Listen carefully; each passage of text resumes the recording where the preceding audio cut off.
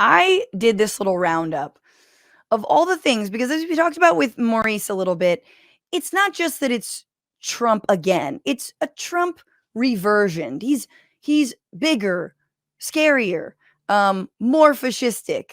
Project 2025, Heritage Foundation, random self-appointed ghouls. And he's got to outdo himself. And so it's not just build the wall, it's mass deportations. It's not you know, getting rid of Title IX. It's no more Department of Education whatsoever, which he's floating.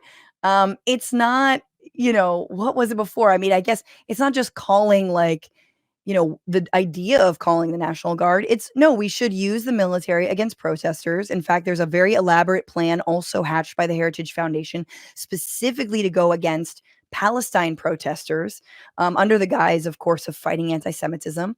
When it comes to abortion rights, look, it doesn't have to be an abortion ban because if you do things like use the Comstock Act to prevent uh, the sending of Plan C pills, abortion pills, or codifying the rights of the unborn into legislation, that effectively completely eliminates the right to an abortion, no matter the exceptions that we know are BS anyway.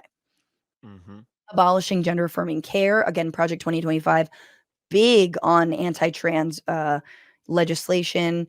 Again, sort of a furtherance of what we've already seen in states across this country. Or fun things like helping Israel annex the West Bank. That one for me is pretty scary. I can't bring us up at the same time on this, but I did want to ask you, what do you think? What is the scariest part of all these or just in general? Like, is there something I'm missing that you're like, "You know what? This is the scary part." I mean, I think it's always the fear of protesting being shut down in an even more extreme way. I mean, obviously there was already was police force used against folks protesting Israel's actions, and I go, there is a part of me that goes, well, it's currently being done, but I think Trump is floating the idea of it being even more intensive in terms of what kind of actions are taken. And when we lose our ability to protest at all, that's just when the ability to shake the powers that be up just go down, and that's horrifying. I think Yeah. it's horrifying because there's so many Americans, including Democrats, who think, particularly when it came to protesting Israel, that like it was okay to they were being a little rowdy on those college campuses. Yeah. So it's, I think, just something of that is very scary, the idea of invoking the military. And Right, exactly. Because there's a consensus.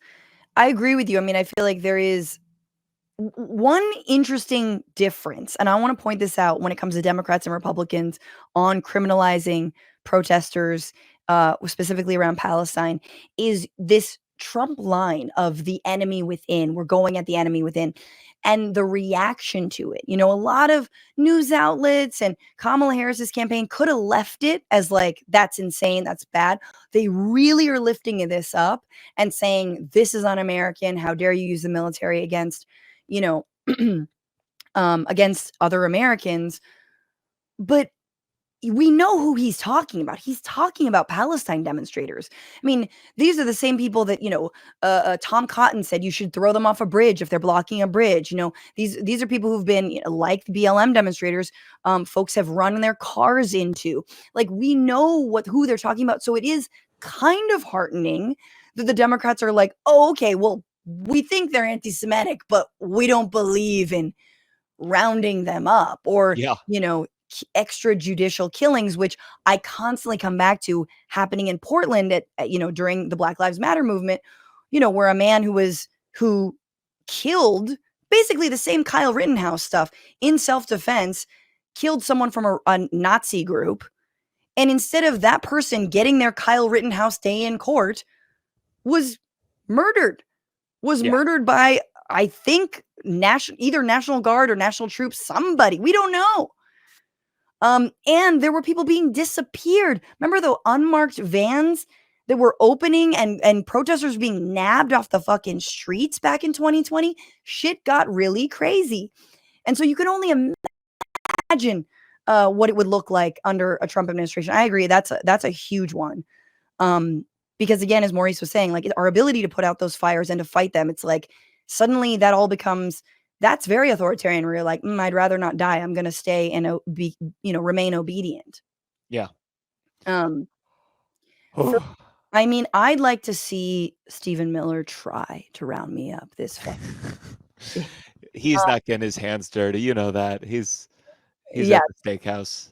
He's like, he arranges the little green men in his blanket fort just so, and then he takes a picture, and that's others have to do his bidding. The mass deportations thing really scares me. It's very easy to target undocumented people specifically.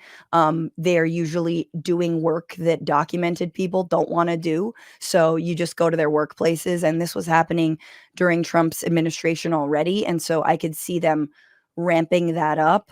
I could see far more death at the border than we already have. And I do think that, to the Kyle Rittenhouse point, the vigilantism, right? You're going to see way more Kyle Rittenhouses. You're going to see way more, what do they call them there? Whatever vigilante groups exist on the border and like hunt migrants. That is going to be insane. And then there is something like psychotic, like there is something really scary that's brewing in the Trump administration, which is almost like this death wish for an all-out like cartel war. Like we've had Yohan Grillo, this amazing investigative journalist who writes all about cartel gang violence, and so much of it is like you import the drugs to the United States or whatever, and then you export the guns and the violence. All the violence stays below the border, but really there's like this deep wish within the MAGA right to just straight up go to war with cartels. Like in the most like basically be another cartel, be another gang. Join them. Oh, they're doing these heinous acts. Like let's triple it. Let's have our guys, whomever those guys are. Are they CBP or are they like CBP plus, some new gang that we've deputized? What's going on, Frantifa? If you haven't already, subscribe to this channel right now. Hit that button. And also, you can become a patron and support the show every single week. Get access to bonus episodes and exclusive merchandise. Patreon.com/Bitchuation Room. Do it.